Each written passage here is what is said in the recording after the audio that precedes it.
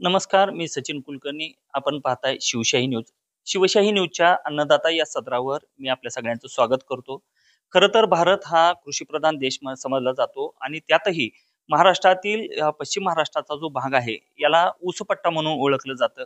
इथला शेतकरी ऊसाची शेती करतो, त्यामुळे स्वाभाविकच या भागामध्ये साखर कारखान्यांची देखील संख्या मोठ्या प्रमाणात आहे आणि काही बंद पडलेले साखर कारखान्यांना सुरू करून साखर कारखान्याचे डॉक्टर अशी उपाधी मिळवलेले विठ्ठल सहकारी साखर कारखान्याचे चेअरमन तथा माढा मतदारसंघाचे आमदार अभिजित पाटील नुकतेच ब्राझीलचा दौरा करून आलेले आहेत.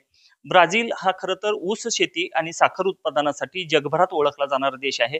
तिथला शेतकरी नेमकी शेती कशी करतो, आपल्या उत्पन्नामध्ये तो वाढ कशी करतो, याचा सगळा अभ्यास आमदार अभिजित पाटील करून आलेले आहेत आणि या दौऱ्यामध्ये नेमकी तिथल्या शेतीची कशी परिस्थिती आहे हे आपण त्यांच्याकडूनच जाणून घेणार आहेत. आबा, अन्नदाता या सदरावर पहिल्यांदा तर तुमचं खूप खूप स्वागत. ब्राझील हा ऊस उत्पादनासाठी आणि साखर उत्पादनासाठी ओळखला जाणारा देश आहे. याचा दौरा होता. पहिल्यांदा या दौऱ्याविषयी थोडीशी हा दौरा भारत आणि ब्राझील म्हणजे इंडिया ब्राझील असं डेलिगेशन त्या ठिकाणी गेलं होतं. याचं नेतृत्व त्या ठिकाणी national federation sugar institute national federation Delhi हे करत होतं. त्यामध्ये सहभाग वसंतदादा इन्स्टिट्यूटचा होता आणि राज्याचे कॅबिनेट मंत्री राधाकृष्ण विखे पाटील साहेब आमच्यासोबत होते. त्याचबरोबर हर्षवर्धन पाटील साहेब होते, जे चेअरमन आहेत आता नॅशनल फेडरेशनचे, आणि खासदार बजरंग बाप्पा सोनवणे होते, आमदार विश्वजित कदम भारतीय विद्यापीठाचे ते होते, माजी मंत्री राजेश भैया टोपे होते, आमचे दुसरे विधिमंडळातले सहकारी राहुल आवारे ते त्या ठिकाणी आमच्यावर हे होते. राहुल आवाडे सर चेअरमन आहेत ते जवाहर साखर कारखान्याचे आणि आमदार आहेत तिथले इचलकरंजीचे. नंतर राजेश भैया बरोबर आमचे बजरंग बाप्पा सोनवणे, मी, साखर कारखान्याचे बरेच चेअरमन होते आणि असे 20-25 जणांचे आमची ग्रुप होता आणि त्या ठिकाणची शेतीवरती प्रयोग आणि साखर कारखानदारी याच्या संदर्भामध्ये 10 दिवसाचा दौरा होता, जो भारतीय एम्बेसी बरोबर ब्राझील एम्बेसी बरोबर आम्ही त्याचा दौरा केला. ज्या दिवशी आम्ही पहिल्या दिवशी पोचलो त्या दिवशी पहिल्यांदा आपल्या भारतीय दूतावासाच्या संबंधित अधिकाऱ्याशी भेटून तिथलं नेमकी सगळी सिस्टीम समजून घेतली आणि मग 3 दिवस आम्ही फील्डवरती ऊसाच्या गेलो. सान पावलो, कॅम्पेनिया या भागामध्ये ऊस शेतीबद्दल प्रसिद्ध आहे. त्यापेक्षा जास्त तिथं सोयाबीन आहे. तिथं मका खूप मोठ्या प्रमाणात आहे, बीन्स आहेत आणि राजमा म्हणतो आपण त्याला, तर ते देखील तिथं मोठ्या प्रमाणात आहे. आणि भारताच्या क्षेत्रफळाच्या चौपट जमीन त्यांना आहे आणि लोकसंख्या मात्र 20च कोटी आहे, 7 पट कमी आहे. आपली 140 कोटी आहे, त्यांची 20च कोटी आहे. आणि तिथली शेती प्रमुख ऊसाची शेती आम्ही जी बघितली, 20 कोटीचा देश आणि त्या देशामध्ये 550 साखर कारखाने आहेत आणि आपल्या भारताचा कंपॅरिझन केलं तर 535 आहेत. आपले आणि त्यांचे तेवढेच आहेत, परंतु आपले कारखाने 2500, 3000, 5000 कॅपॅसिटीचे आणि आपला हायेस्ट कॅपॅसिटी महाराष्ट्रात बघितली तर 20,000 आहे. त्यांचा एक बी 20च्या आतला नाही, सगळे 20,000च्या पुढचे कारखाने. आणि आपला ऊस हा बागायती ऊस आहे. म्हणजे आपला ऊस हा दार धरतो, आपण पाणी देतो.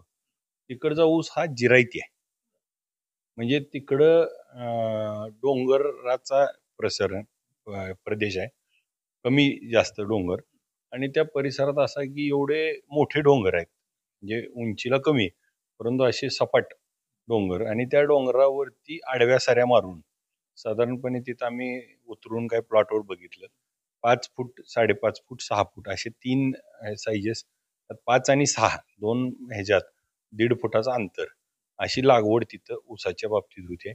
डोंगर असे आणि आडव्या साऱ्या त्याला आहेत आणि सगळे रस्ते सोडलेले आहेत.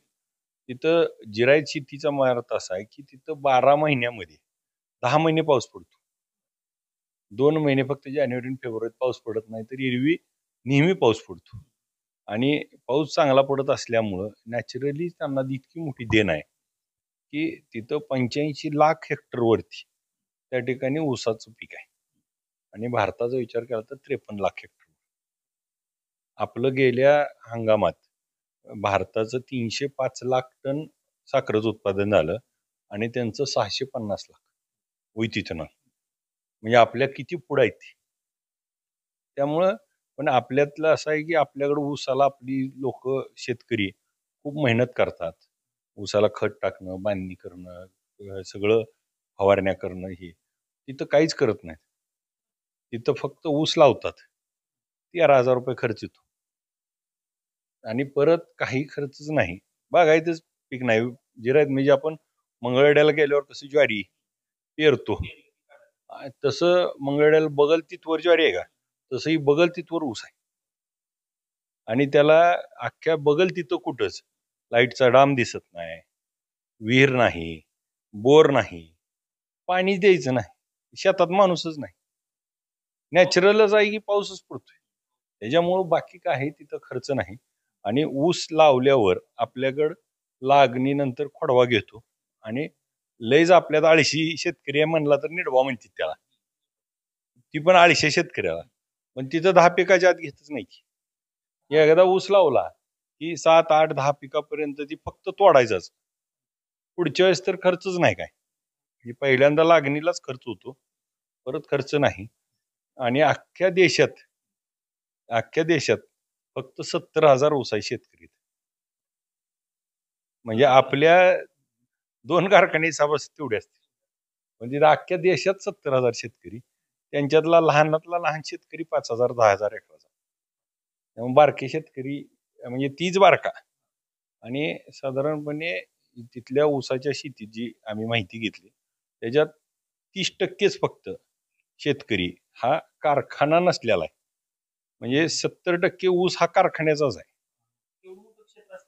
नाही म्हणजे त्या लोकांनी कारखान्यांनीच ती जमीन ऊस लावलेला आहे आणि फक्त ऊस कारखान्याला घालवणारे 30% लोक आहेत. नाही तर स्वतःचाच कारखाना टाकतात. असं तिथली सिस्टीम आहे साधारण.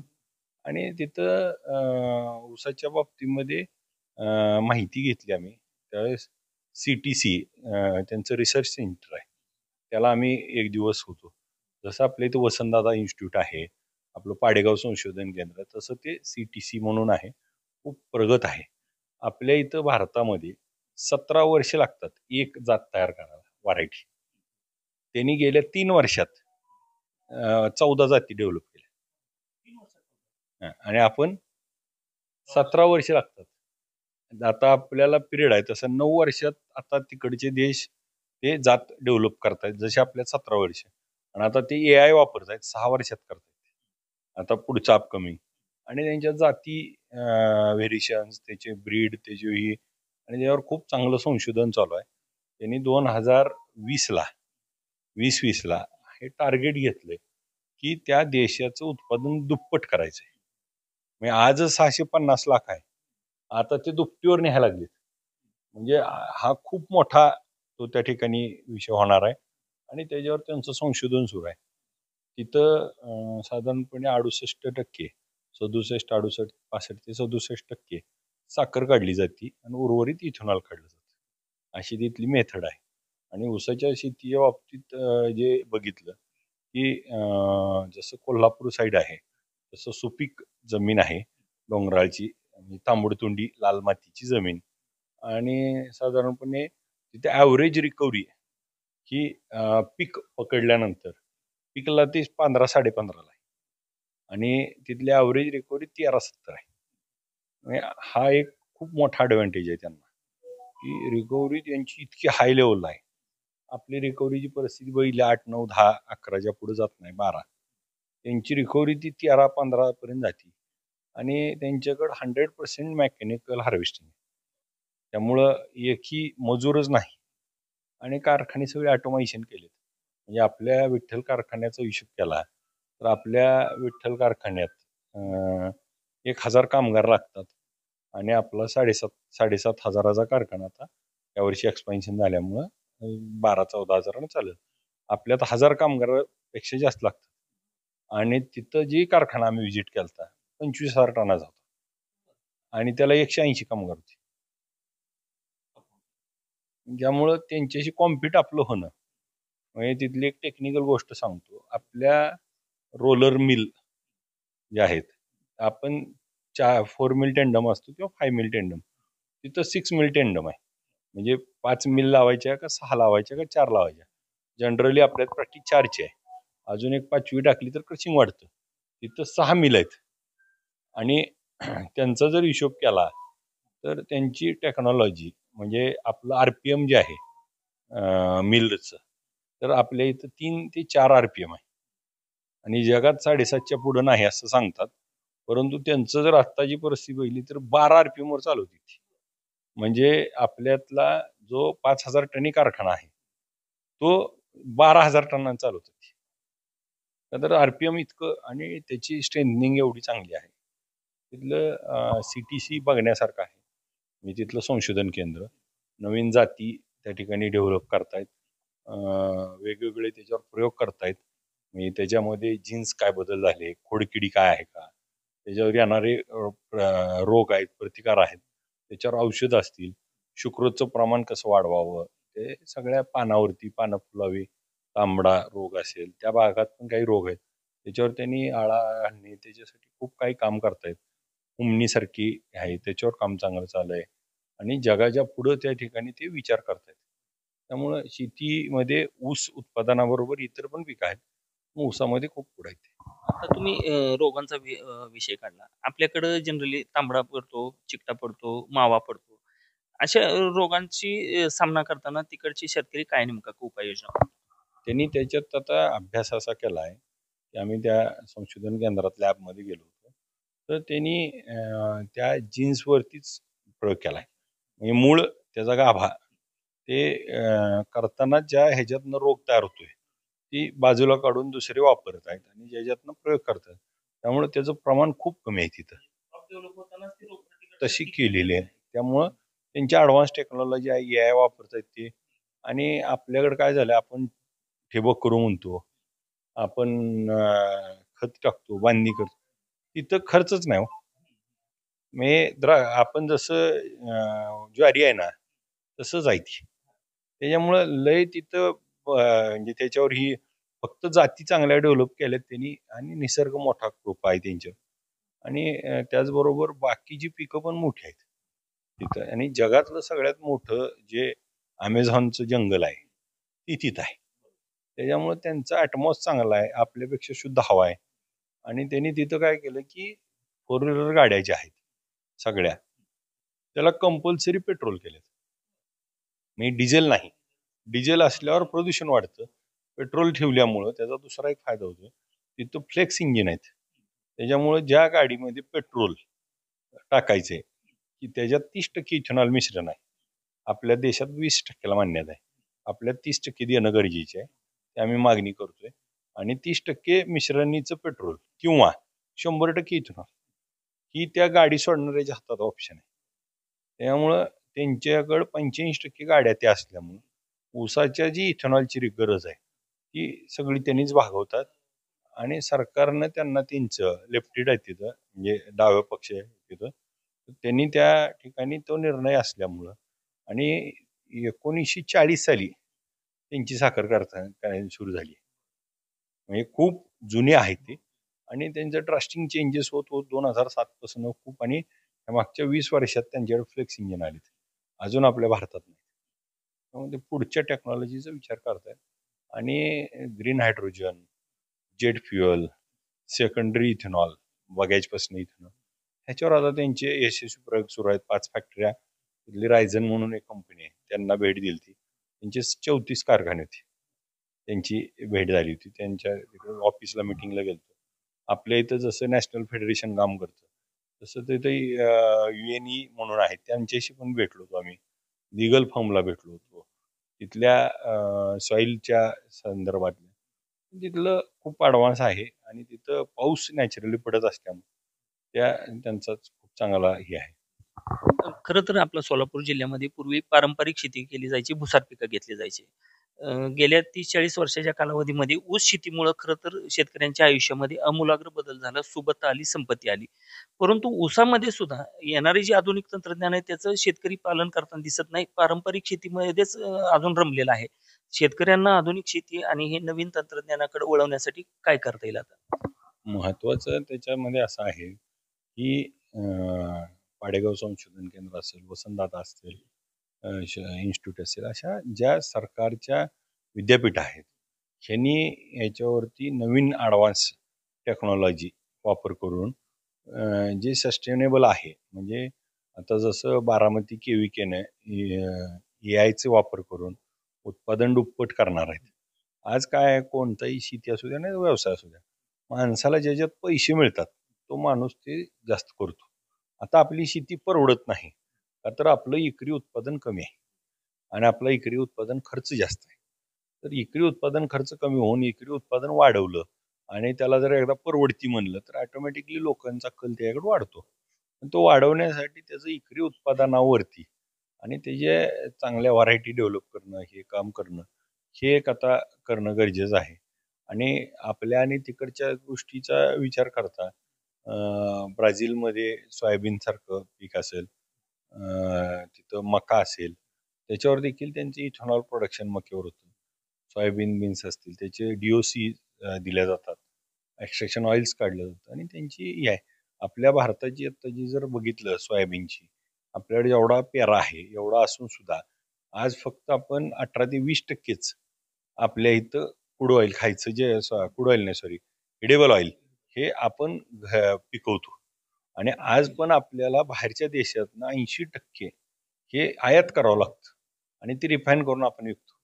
त्याच्यामुळं आपल्याला आधी आपलं तेलबिया ह्या मजबूत करावं लागतील. आपल्याला ज्याच्यातनं आपल्याला एक्स्ट्रॅक्शन येतं. आज मक्याची DOC आहे, त्या मक्याची DOC काढून त्याचं एक ऑइल काढलं जातं तिथे एक्स्ट्रॅक्शन करून आणि मग ती ह्याच्यात वापरलं जातं इथेनॉल निर्मितीसाठी. असे तिथले प्रयोगशील शेतकरी तिथं आहेत आणि तिथे शेतकरी कमी आहेत आणि त्याच्यामुळं स्वतः मोठे शेतकरी असल्यामुळे प्रयोग करतायत आणि त्याला उत्पादन पण वाढवतात, मोठं उत्पादन होत आहे. आणि जगाच्या पाठीवरती अजून काही ऑस्ट्रेलियासारखा देश असेल असे जे देश आहेत तिथं द्राक्ष पण चांगली होती. ब्राझीलला द्राक्षाचं उत्पादन चांगलं आहे, पेरूचं उत्पादन चांगलं आहे. म्हणजे असं कोणतंही हे नाही असं नाही. अमेझॉन जंगलामध्ये एक असाई नावाचं फळ आहे. तर ते असाई नावाच्या फळाचं आईस्क्रीम खाल्ल्यामुळं पोटाचे विकार कमी होतात. आम्ही तिथे गेल्यावर टेस्ट केलं होतं. तर असे काही नॅचरली इथं पण तिथं खूप मोठ्या प्रमाणात तिथं हे करतात आणि तिकडची कल्चर वेगळं आहे, आपलं कल्चर वेगळं आहे. तिथं जसं आपल्या भारतामध्ये साऊथ आणि ईस्ट आहे, साऊथ आणि नॉर्थ आहे, तसंच त्यांच्याकडे पण साऊथ नॉर्थ आहे. आपल्यात साऊथमध्ये लोकांचं, त्यांच्यात साऊथमध्ये गोरी लोक आहेत, आपल्या साऊथमध्ये कमी गोरी आहे ती सवळणी आपल्यासारखी. आणि आपल्या नॉर्थमध्ये म्हणजे वर उत्तर भारतात गोरी लोक राहतात, काश्मीरी वगैरे, त्यांची दक्षिणेकडं गोरी लोक आहेत आणि इकडं त्यापेक्षा कमी अशी, असं ते मिक्स मॅच देश आहे. आणि तिथं एक गोष्ट अजून एक जाणवली, श्रीमंत श्रीमंत आहे आणि गरीब गरीब आहे, त्यामुळे क्राईम रेट जास्त आहे तिथला. आम्ही जे तिथं स्टडी केला त्याच्यातून जाणवलं क्राईम रेट पण तिथला जास्त आहे आणि सहज गोळी चालवणं, चाकू मारणं, स्नॅकिंग वगैरे हे ते तिथं जास्त प्रमाण असल्यामुळं तो आपल्या देशामध्ये ती एक चांगला आहे की आपली कायदा सुव्यवस्था चांगली आहे कम्पेअर टू त्यांच्या. हा झाला सोशल सिच्युएशनचा भाग. आता मला हे विचारायचं होतं की ऊसाच्या शेतीमध्ये AI तंत्रज्ञान महत्वाची भूमिका बजावणार आहे येणाऱ्या काळामध्ये. आता तरुण अनेक शेतकरी आज शेतीमध्ये काम करत आहेत. जुने जरी असले तरी मोबाईल सारखे तंत्रज्ञान जवळपास खेडेपाड्यात सगळीकडे पोहोचलेलं आहे. AI तंत्रज्ञान ऊसाच्या शेतीमध्ये कितपत फायदेशीर ठरू शकतं आणि कशा पद्धतीने? आपल्याला AI शेती ज्या ज्या शेतकऱ्यांनी केली त्याला 100% फायद्यात आहे आणि फायद्याचंच आहे. आपल्याला AI टेक्नॉलॉजी म्हणजे काय, आज आपण प्राथमिक आहे भारतात आलेली आणि 6 वर्ष झालं ते वापरत आहेत. तर ते काय आहे की आता जमिनीची ड्रीप त्याला 100% पाहिजे आणि आता त्याला सांगितलं जमिनीमध्ये 20 पेक्षा जास्त आर्द्रता कमी झाली आणि ती ऑटोमॅटिकली ड्रीप चालू करणार आणि त्याला सांगितलेलं असतं की 30 आर्द्रता झाली की बंद, ते बंद करतं. मग परत 20 झाली की चालू करतं. आता काय होतं, आपण पाणी दिलंय का नाही कसं बघतो? रान किती भेगा पडल्यात, 4 दिवसाला दिलतं आपण म्हणून 5व्या दिवशी द्यायचंय किंवा आपण पानं करपायला लागली असा अंदाजावर खेळतो ना. पण हिथं काय आहे, 20 आपल्याला त्याला आवश्यक किती आहे तेवढं ते ऑटोमॅटिक चालू करणार, राहिलेलं बंद. त्यामुळे पाण्याची बचत होणार, आवश्यक ती दिलं जाणार. नंतर AI टेक्नॉलॉजी म्हणजे ज्या पिकामध्ये जे बदल होत आहेत, आता त्याला नत्र किती पाहिजे तेवढं नत्र दिलं जाईल, पालापुरस दिलं जाईल, त्याला जे काय द्यायचंय ते देण्याच्या संदर्भात ती टेक्नॉलॉजी वापर करत आज आपलं स्टडीड आहे. ज्यावेळेस त्याला सगळा डाटा मिळेल त्यावेळेस ते सगळं ऑटोमॅटिक करेल. आज आर्टिफिशियल इंटेलिजन्स ही आपली चाचणी आहे. म्हणजे आत्ता आपण त्याला फीड देतोय त्यावेळेस सगळा फीड होईल. आता आपल्या मोबाईलमध्येच बघा, आपल्या मोबाईलमध्ये तुम्ही फेसबुकला जावा आणि जर आपण फेसबुकच्या रील आहेत किंवा इंस्टाग्रामच्या रील आहेत, तुम्ही जर कुस्ती बघायला लागला तर परत तुम्हाला कुस्त्याच दाखवायला लागतं. नोटिफिकेशन आहे पुढे येताना त्या येतात. तुम्ही गाणी बघताय मराठी तर मराठी येणार, हिंदी येतात हिंदी येणार. आपण जर शाहरुख खान बघतोय तर परत शाहरुख खान दाखवतात, माधुरी दीक्षित दाखवायला लागली की म्हणजे तुम्हाला काय आवडतंय की त्याला कळायला लागले. म्हणजे त्याच्याकडं असणार, जर त्यात आपण माधुरी दीक्षित बघतोय आणि त्यात नसेल तर ती दाखवणारच नाही. म्हणजे त्याच्यात ऑलरेडी आहे. तसं ती टेक्नॉलॉजी त्यात दिलं पाहिजे आणि त्याच्यानुसार जसं मोबाईल आपल्याला सांगतोय की आपल्याला अजय देवगणचे पिक्चर की अजय देवगण दाखवतो, तसं ती AI टेक्नॉलॉजी ती वापर घ्यायल्यावर ह्या ऊसात काय पाहिजे, ऊसात काय बदल होणार आहेत, निसर्ग काय देणार आहे, सॅटेलाइट त्याला काही फीड्स देणार आहे, मग त्याला फवारणी करायची आहे, मग फवारणी केल्यावर 10 दिवसांनी काय बदल झाले, 15व्या दिवशी काय बदल झाले, 10 दिवसाच्या पूर्वी ऊसाची वाढ किती होती, 10 दिवसानं खत टाकल्यावर किती झाली, नेमके तो खत उपयोगाला आला का, अशा सगळ्या त्याच्या ही होतील. आणि मग त्याच्या काही ही तयार होतील थम्स की बाबा हा खत टाकल्यावर 10 दिवसात एवढा वाढला होता, हा टाकल्यामुळे काही फायदा झाला नाही, हा टाकल्यामुळे लय फायदा झाला. मग कोणतं वापरायचं ह्याचा आपल्याला फीड मिळेल आणि त्याच्यावर खूप मोठा काम करता येईल. आणि आपलं शेतकऱ्याचं उत्पादन ज्याचं 40 टन एकरी आहे त्याचं 80 आणि ते 160-70 टनापर्यंत न्यायला येईल. असं AI टेक्नॉलॉजी आहे, त्याचा खूप चांगला फायदा होणार आहे. राज्य सरकारने 500 कोटीची तरतूद केली आहे आणि आपण देखील त्या ठिकाणी काय आता सिलेक्टेड प्लॉट आहेत जिथं आपण काम करतो, पुढच्या काळात त्याचं प्रमाणात मोठं केलं तर हे राज्याचं हे बदलणार आहे. कारण आजची परिस्थिती बघितली, आपले साखर कारखाने सगळे वाढलेत, सगळी कॅपॅसिटी वाढली आहे, परंतु आपल्याकडे जी जमीन तीच आहे. आता उलट एका घरात त्यांना 2 मुलं होती, आता त्यांचे 4 नातू झालेत. त्यामुळे जो 10 एकरचा शेतकरी होता ते 2.5 एकरावर आलाय. त्याच्यामुळे ही जमीन तेवढीच आहे. आता त्याच जमिनीत उत्पादन वाढवणे आणि मला असं वाटतं यायला ऊसाला तर चांगलाच फायदा होतोय. पण ऊसापेक्षा अरे ऊसापेक्षा आपल्याला त्यांना जास्त फायदा हा डाळिंब, द्राक्ष किंवा ही जी फळ पिक आहेत ह्याच्यावर जास्त होईल. आणि AI टेक्नॉलॉजीमध्ये आज आपल्याला डाळिंबाचं जर बघितलं, डाळिंबाची परिस्थिती अशी आहे की आता डाळिंबामध्ये त्या ठिकाणी मर, तेल यासारखे रोग येत आहेत. ते नेमके बदल काय होतात तर ती AI टेक्नॉलॉजी सांगेल की आपल्याला ही होणार आहे, ही वापरलं पाहिजे ते. त्यामुळं त्याचा पण जास्त फायदा होणार आहे. ऊस शेती ही आपल्याकडे जास्त आहे त्यामुळे ऊसावरच सगळे सभासद कारखाना तयार आहेत. परंतु मला असं वाटतं की ह्याच्यावर देखील जास्त काम करता येईल आणि फळ बागावरती यायचा जास्त फायदा होईल. जाता जाता शेवटी आम्हाला हे जाणून घ्यायला आवडेल की आपल्याकडं जरी म्हणजे लोकसंख्या आणि क्षेत्राच्या मानानं कारखान्यांची संख्या कमी असली तरी आता जर उत्पन्न जर वाढतंय तर त्याच कारखान्यांचा वापर करून आपल्याला हे सगळी गरज भागवावी लागणार आहे. तर ब्राझीलच्या दौऱ्यातून साखर कारखान्यामध्ये काय सकारात्मक बदल करता येतील त्यांच्या व्यवस्थापनामध्ये आणि साखर उत्पादनामध्ये? एक तर मी जे तिथं बघितलं तिथले साखर कारखान्याची कॅपॅसिटी जास्त असल्यामुळं त्यांचा स्टाफ म्हणजे कामगार हे 180-190 कामगार, म्हणजे त्यामुळं 1000 कामगार आणि 200 कामगार हा 5 पटीनं खर्च कमी केलाय. दुसरी गोष्ट ऑटोमेशन केलंय. अजून एक तुम्हाला तिथली गोष्ट सांगायची राहिली तर त्यांच्याकडे जे 200 कामगार आत आहेत आणि 1800 कामगार फील्डवर आहेत. फील्ड म्हणजे काय तर आपल्याकडे जी ऊस तोडायला मजूर असतात तसे त्यांच्याकडे फील्डवर काय काम करतात तर ड्रायव्हर्स त्या कंटेनर जे आहेत म्हणजे आपल्या ट्रॅक्टर आणि ट्रेलर असते त्यांच्या ट्रक आणि त्याला 2 ट्रेलर आहेत. मग त्याची एकाची कॅपॅसिटी एका ट्रेलरची 20 टन आहे, एकाची 30 टन आहे, एकाची 40 आहे, एकाची 60 आहे आणि ते एकाला एक 2 जोडलेले आहे. आता आम्ही त्या एका कारखान्यात गेलो होतो, समोरून ऊस घेऊन आले होते. ऊस घेऊन आलेले साधारण 120 टन होता आणि मुलगी गाडी चालवत होती. ट्रक एकटीच होती गाडीत आणि 120 टन ट्रक होता. 2 आम्ही वेब्रिजवर वाजणार होतो. तर तिथे एक सिस्टीम बघितली की प्रत्येक ट्रकचा 3 ठिकाणी एक सॅम्पल घेतलं जातं. एक बोर केला जातो आणि ते रिकव्हरी काढली जाते प्रत्येक वाहनाची.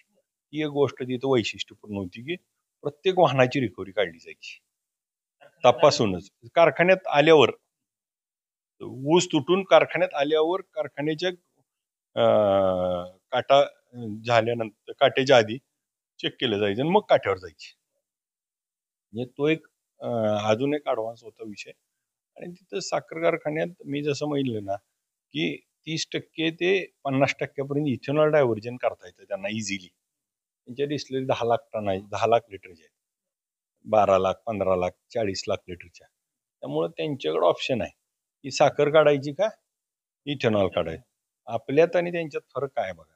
आपल्या इथं त्यांच्याकडे इथेनॉल विकायचं आहे डायरेक्ट पंपावर, त्याचा रेट ठरवायचा आहे त्यांनीच.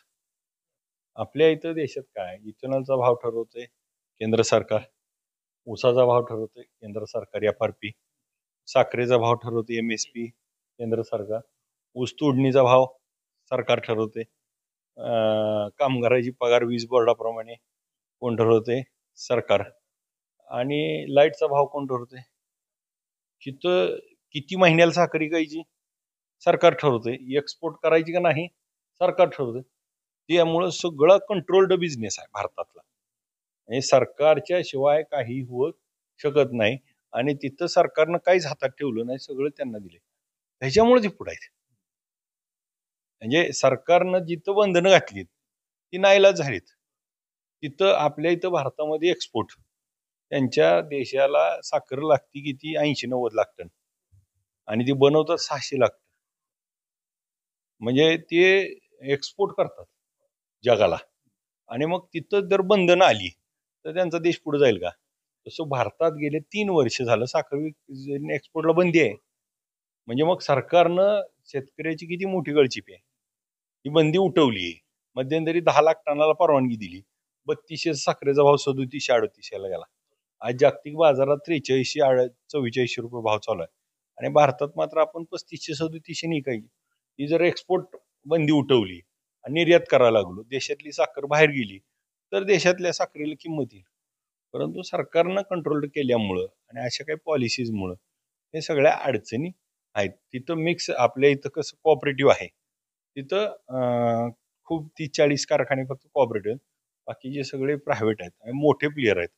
तिथले एक वैशिष्ट्य फक्त सांगतो की एक 40-42 कारखाने असे आहेत की 10 वर्ष झालं बंदच आहे,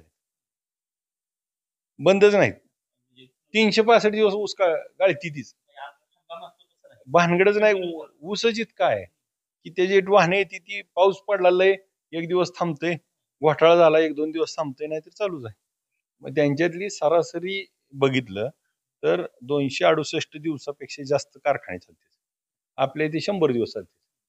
100 दिवस कारखाने चालवायचे, 365 दिवस व्याज भरायचं आणि त्यांचे कारखाने मात्र 250-300 दिवस चालते. डिस्लरी त्यांच्या 250-300 दिवस. व्हायबिलिटी आहे त्यांना आपल्या कम्पॅरेटिव्ह. त्यामुळं आपल्याकडे पण ऊसाचं आपल्यात काय होतंय, ऊस जर जानेवारी महिन्याच्या पुढे गेलं, फेब्रुवारी मार्च म्हटलं की ऊस जायला नाही म्हणून शेतकरी कुठं पण घालतो, पळापळ चालू होती, घाबरते शेतकरी आपले आणि तिकडं 12 महिने चालू आहे.